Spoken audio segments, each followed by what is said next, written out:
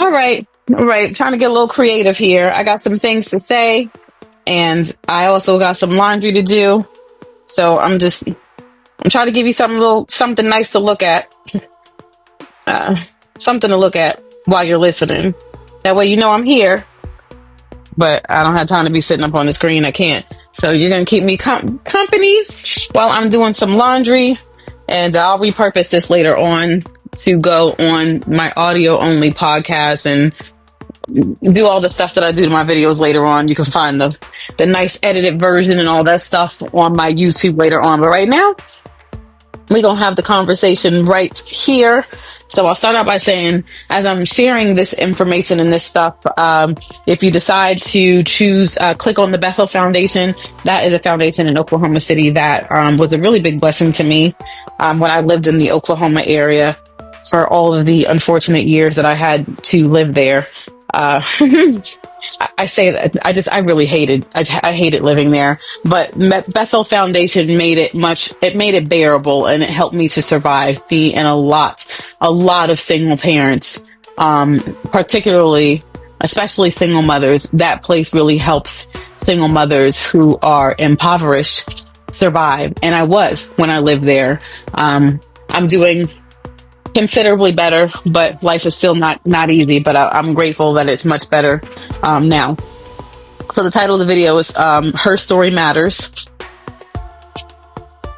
I ran into someone today when I was at the courthouse, another mother, and when she told me her story, I was like, wow, with what I'm experiencing, and there's two mother stories I'm going to share on this video because I know firsthand now. I mean, I read about it, I saw it, but I know firsthand now more so than ever after being drugged back into the family court system, how much the majority of the world will make you think that you don't matter, that your story doesn't matter, that your experience does not matter.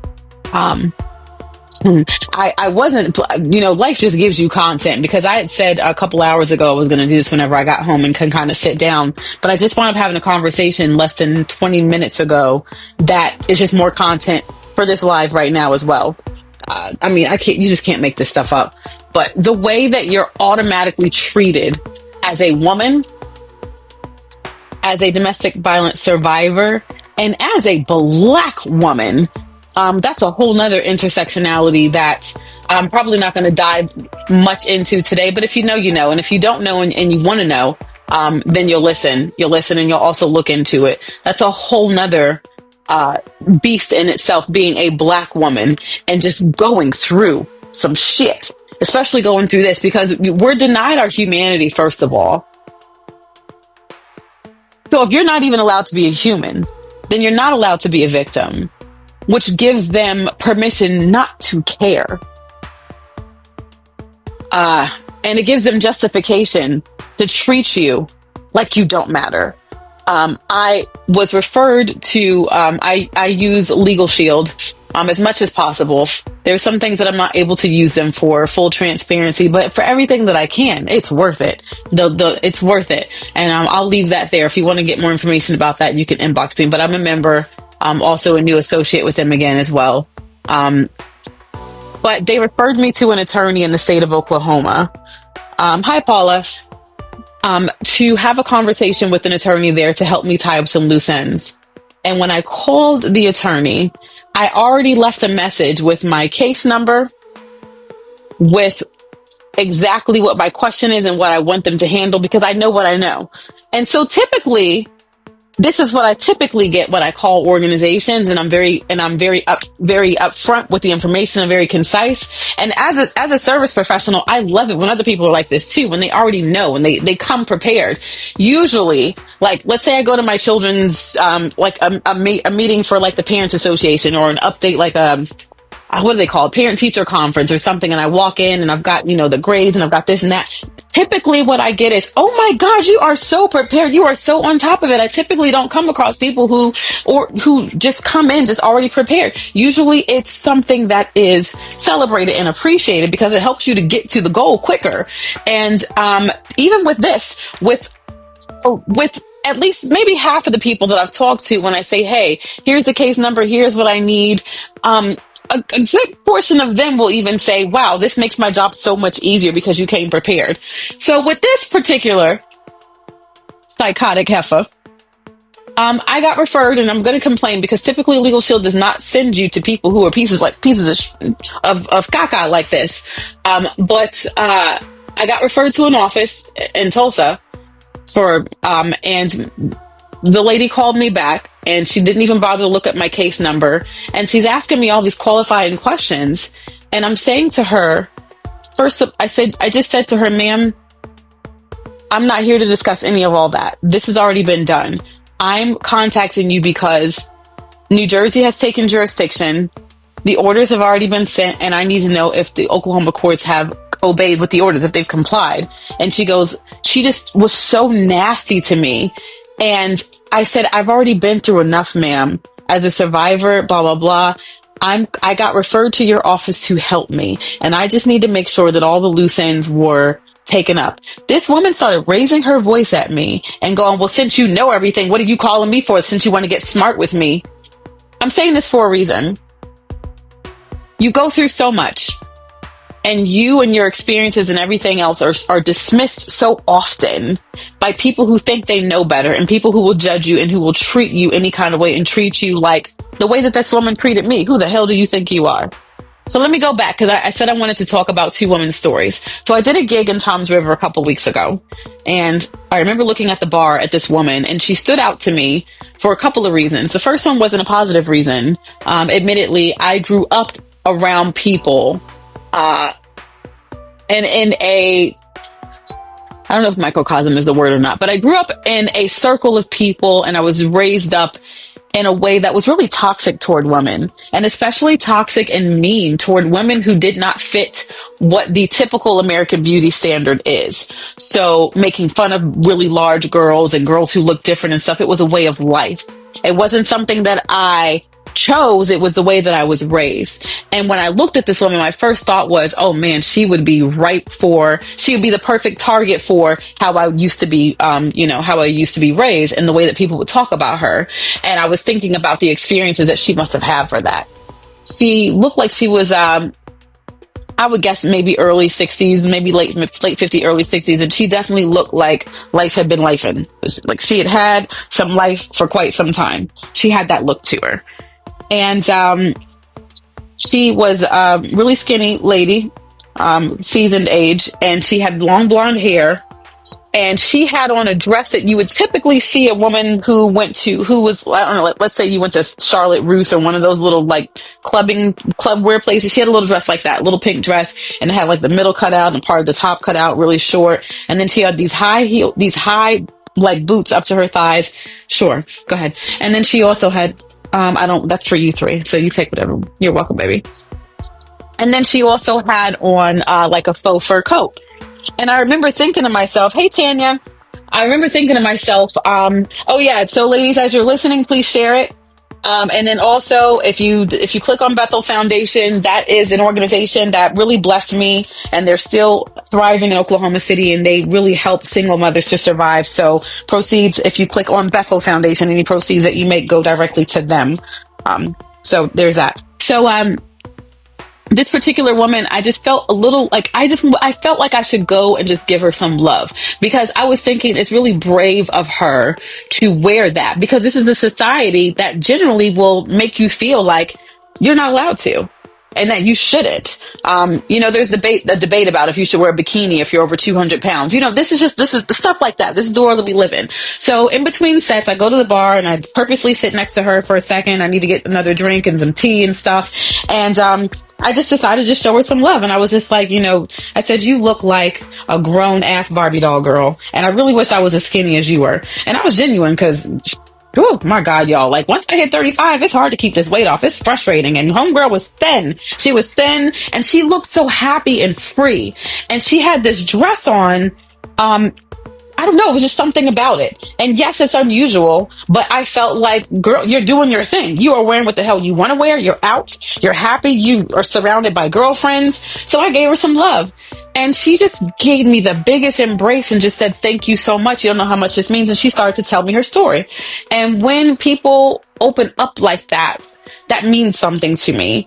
And so I want to take the time to listen. So thankfully I had the time, and she started to tell me about her story and about why she dresses like that now. And she said that at her big old age, that she's just now getting the permission to dress like this. Now, I know there's a lot of you women, and I used to be one too, that would say, what you mean, give me permission? Ain't no man go, what's wrong with you? Letting a man, okay, I'm gonna need you to shut the hell up. I'm gonna need you to shut all that up, okay? Because this is not the space for that. We are not going to jump on her, because we don't, everybody has, oh, everybody's got their reasons as to why that happened, or they allowed it to happen, or they were submissive to it. We don't know how she was raised. And I can understand, because I was raised that the man was the head, the man rules, blah, blah, blah. And I was in that position as well, where I allowed men to actually, I didn't grow up with the sense of personal agency. I was not taught that I was allowed to say no.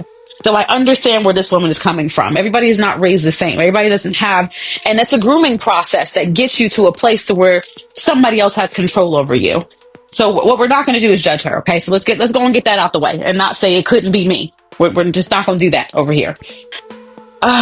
So she starts telling me about how she never had permission with her, I don't know if it was her husband or whatever, but the BD, the baby daddy.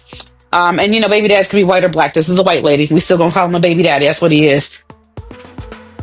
She didn't have permission to dress the way she wanted to, and dress in ways that made her feel pretty or desired, because if so, then he would beat her.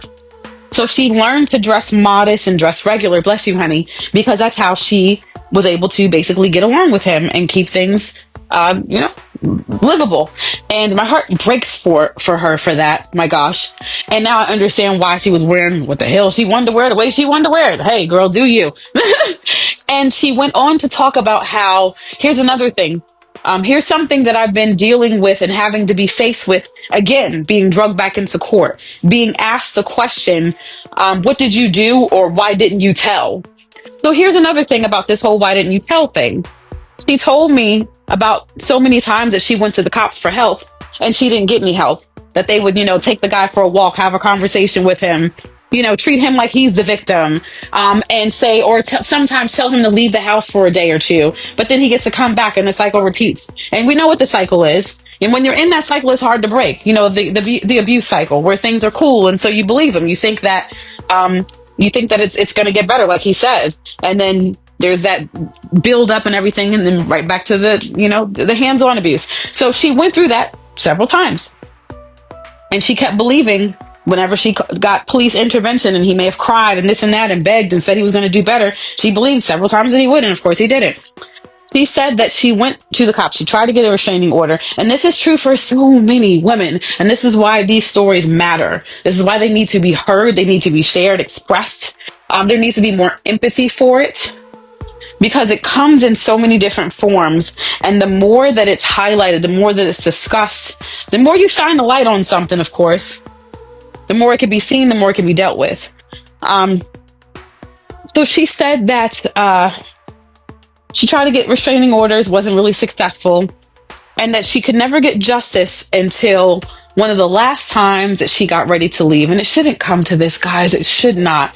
But every time that she decided she was going to make a plan to try to leave, and he would catch wind of it, or he would maybe see a change in her disposition, things like that, he would beat her. He would beat her down. So it made her start back over, give up, then get back to a place to where metaphysically or energetically she felt like, I know I'm better than this. I know I can have better than this. I got to get out of this. And then she would try again. So several times of this. The very last time, who knows what it is about these particular type of animals, because I'm not going to call them human beings, these type of animalistic men, but I know it for myself that there is a big change when they know that you're serious and they're about to lose. That means they've got a loss of control, and that is when they lose their mind. It happened to me. I understand. But when she got ready to make that final attempt where she said, I don't care, come hell or high water, by any means necessary, this is not the life for me, I'm done. I don't care if me and my daughter go to a homeless shelter, we're done. I'm done with this. When she got to that point, That is when he snapped. That man attempted to KILL her 13-year-old daughter.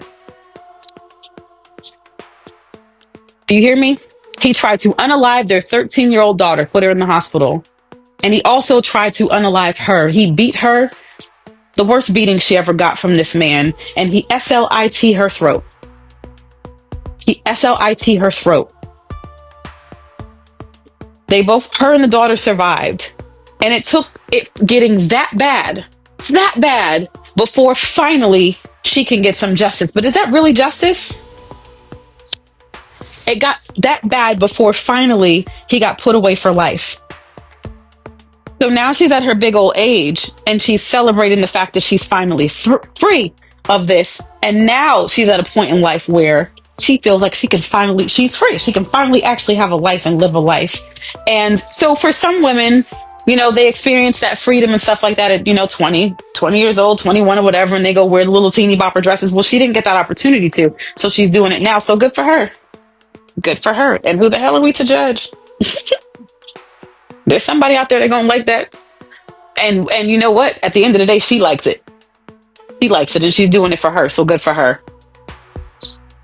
So that's one story recently. And these are stories that they deserve to be heard. They deserve to be shared. These are real lived experiences that should not happen, that should not be.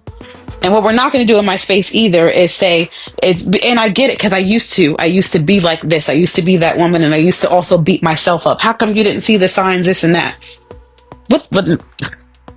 What difference does it make? And what about the ones who didn't have any signs?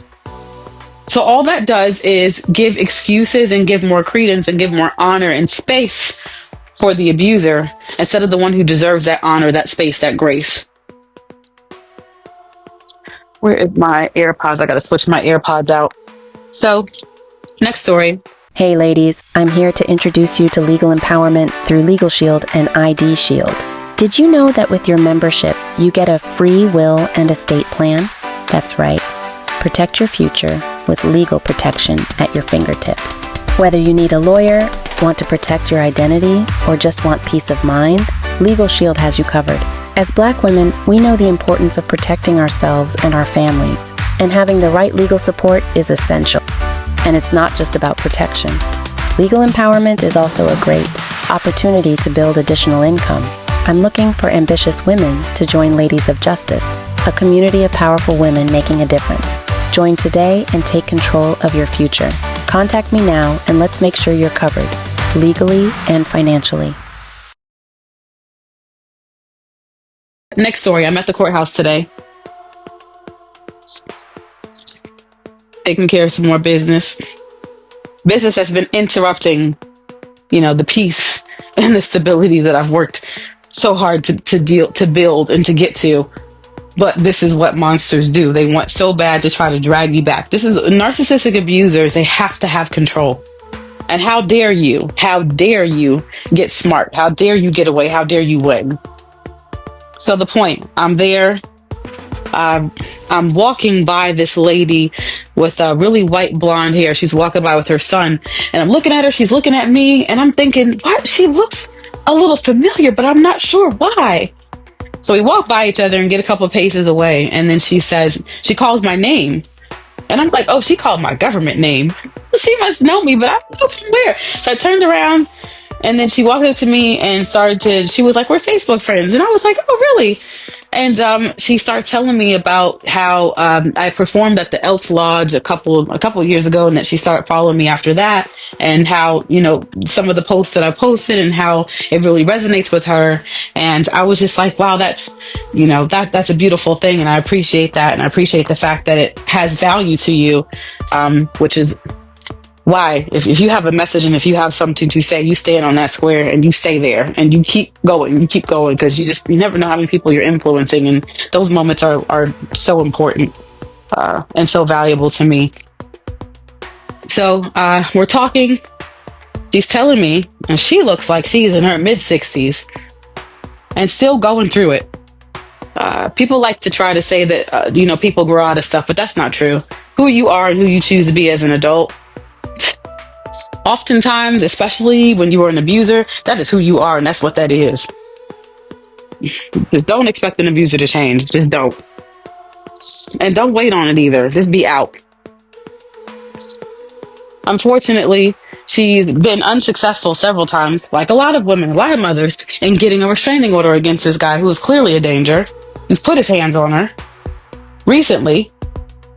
And now this guy is going, she was sharing with me, and he's going to her son's job and harassing the son as well. And this is something that a lot of these just might mother suckers will do. They will use the children to hurt you, which is why I don't believe in giving any grace and any credence or giving any benefits to a damn doubt. Why would you ever give a doubt any benefits? Like, did you listen to those words? Not anymore. Forget all that. Because they take advantage of the grace, they take advantage of the patience, and they will use your children to hurt you because they understand they understand the bond between mother and child, and they understand that may be all that you have left. And again, that's the fruit of your womb, and that is one of the ways to hurt a woman, a mother, the most is through the children. So when they, just like a demon, when a demon can't get to you, what are they going to do? They're going to try to go through everything that's close to you to get to you. So she's in the courthouse again, having to do another interview. And these interviews are so inhumane. This is another reason why some women don't tell, because you literally are forced to go through it again. And maybe or maybe not get some help. They put you on the stand like you're the one who committed a crime and did something wrong, when all you're trying to do is get protection and help. This is what you have to go through, and this is what this woman is having to go through. You know, at these big old ages, it doesn't stop. So she's telling me about why she's there and everything. And I told her about why I was there, and the defensive stance that I'm forced to take, and this and that. And it was great to be able to embrace a hug and just share a moment of strength with each other, and also share a prayer for each other. I'm sharing these two stories of these two women because I know how often you have to go through life and go through these experiences, and sometimes it never be spoken about at all. And you have to carry that on your own, and you have to carry it, and the hurt and the pain that it causes, and the things that it can get in the way of and stifle because of that, because of being treated like your story doesn't matter. When you have to fill out these papers, when you're in the thick of it, and the court asks for an explanation, oftentimes they give you 2 lines. That's it. 2 lines. If you're lucky, maybe even a half a sheet. Sometimes they'll say, you can attach additional pages, but they want you to abbreviate your experience as you're going there to ask for help. It's not possible to be able to put in the years, and for a lot of these cases, it's years of abuse and torture and everything else that you've had to endure, and that you're trying to get away from. It's very difficult to abbreviate and put that on 1 or 2 lines, or even a page. And when you go into the court, especially as a Black woman, if you show any emotions, and rightfully so, it's an emotional situation. If you show your pain, your hurt, your anger, and these are all very just emotions, then you're automatically shut down and shut up because they don't care. Your story doesn't matter. Just give me the facts, ma'am. You're expected to be inhumane and to be a super person and to be a bigger person and everything else. So you can't really talk about it in the courts. You can't really talk about it with a lot of attorneys. Where can you talk about it? But the places that you can talk about it, then you can be expressive, and that you can share, like here, like online. That's what I'm going to do. And when I hear a woman's story, and I hear a woman that has had to suffer, had to endure, and she's still alive, I want to celebrate that by celebrating her in that moment and also sharing it. And I share it for a couple of reasons. Because I think that what happens whenever you see bad stuff in the news, and you see that, some some Ashgardian, some pissant has done something terrible, brought a pew pew and committed a mass M or whatever, or burglarized. We see that person plastered all over social media and all over the news, and it's all about that animal, all about that monster, but not enough about the person who had to suffer at the hands and by the attentions of that evil person. I want to highlight the actual humans who had their lives disrupted, dismantled, hell, sometimes ended by these son of a bitches. I want to use whatever voice and whatever audience and attention that I have to be able to give honor, to memorialize the ones that didn't make it, and to really celebrate the ones who did.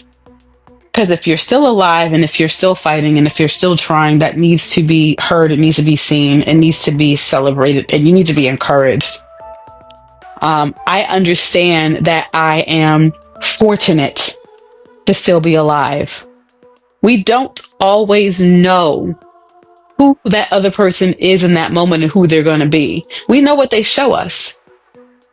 I mean, there are mass M-word people who got away with doing heinous things for years, but they still were able to maintain families and church relationships and schools and everything else. So stop blaming the victim and saying, why didn't you know better? Okay? Because sometimes you just don't know what you don't know. Sometimes you just do not. You know what they show. And that's that.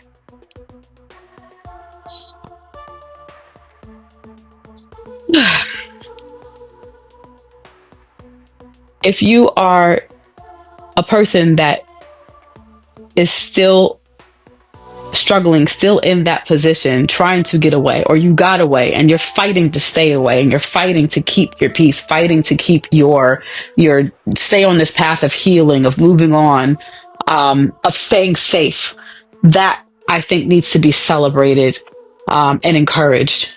I know that what I did was uncommon. And even when women do what I did, which was pick up and move all the way across the country and make a desperate move just to be able to have a life of peace that this son of a bitch is trying to ruin again. I know that even in those circumstances, and you can just Google it, just Google the story. Woman moves across country, man follows her, man finds her and, beats her or worse. That still doesn't always end well for women.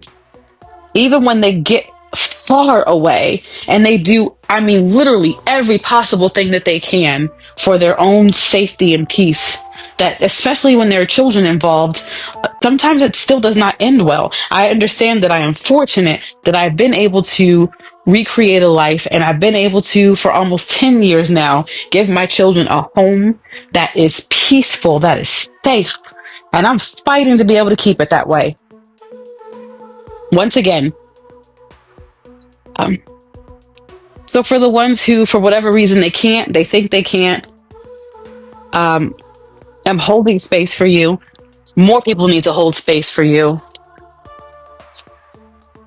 I understand how this makes you feel like giving up, and this is tiring. Imagine you have your adult life, and that's enough in itself. Add a child to it, that's double enough. Just one child. You've got your life, you've got your career, you've got your education, you've got your continuing education. If you're in a career like me where you constantly have to have continuing education to keep your credentials. Let's say you got a basic job. Nothing wrong with that. Basic job, KFC or something like that. And you don't have to have a whole lot of CE. That's still a job that you got to maintain. And that's work. If you've got children, you've got their education and their healthcare, you've got your healthcare. We know that adulting is not easy. Imagine just for a moment, please, imagine that you are in a relationship or were in a relationship. And when you decide to do that, it's supposed to make your overall life better. Hey, Lanisha, it's supposed to make your overall life better. You're supposed to be doing this together. The burden should be lighter. But imagine you got with a partner and you later on discover that this person is toxic. This person is abusive. And imagine all the stuff that you already have to manage, just adulting in itself. And then having to manage navigating your life because you have a child with someone who is an abuser, and maybe not being blessed to be born into a community or a lifestyle or whatever where you have a lot of options. Your options are limited. Imagine fighting for your life under those circumstances. That is what. Okay, one of my AirPods is out, but I think one is still in. Let's see. Imagine having to live life under those circumstances and trying to figure out how to fight for your life, to fight for your rights, to have a peaceful, healthy, safe life for you and your children. And being in a society that still will force you to live with, to stay with, to have to do life with, to co-parent with an abuser.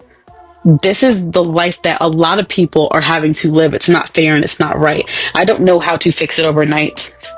The only thing that I know to do is to stay in my own fight and keep learning, keep reaching out for resources, keep trying to figure it out, and keep fighting for me and my children, to tell my story, to share other stories, to spread awareness, to write letters. And yeah, I do all that, to keep voting for interests that affect my household, which is why if you voted for that piece of shit, you can get the hell up off my page and stay away from me. Don't talk to me. Don't nothing with me, because you voted against me and my life and what's good for me and my children. So F you. And I mean that wholeheartedly, every syllable. I don't give a damn who you are. Okay. We're not friends. We're not nothing. We just put that out there. Those are the few things that I know to do, and to keep encouraging you. If you are a mother, if you're a woman, especially a Black woman, in this particular type of fight for your life, to continue to do those things. Do not give up. Don't stop fighting. Don't stop sharing. Don't stop speaking up, because that's what they want to do. They want to silence you. And silencing you and glossing and trying to devalue you, trying to put you down, just like that attorney did with that phone call a little bit before this. Doing that continues to give more power and control and more spotlight and more permission to the abusers who got you in the positions that you're in.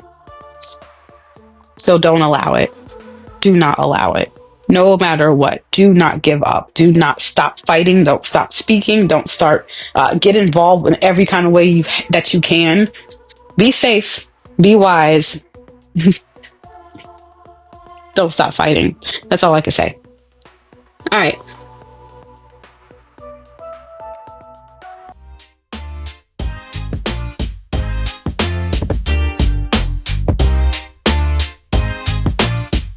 Y'all, I'm officially a YouTube partner, and I just launched memberships. Join my community for exclusive perks like behind-the-scenes content, custom badges, and shoutouts. Hit that join button and let's level up together, because we're just getting started, baby.